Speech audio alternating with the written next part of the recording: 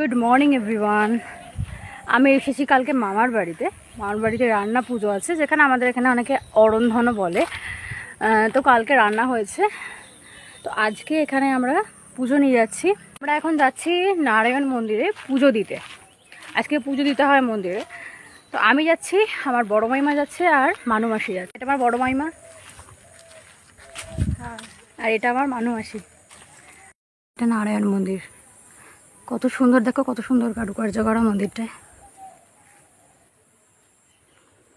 এখানে সরস্বতী পূজা হয়। এখানে সরস্বতী পূজা হয় না? এখানে তো উনুন করা আছে, দেখো এখানে রান্না হয়।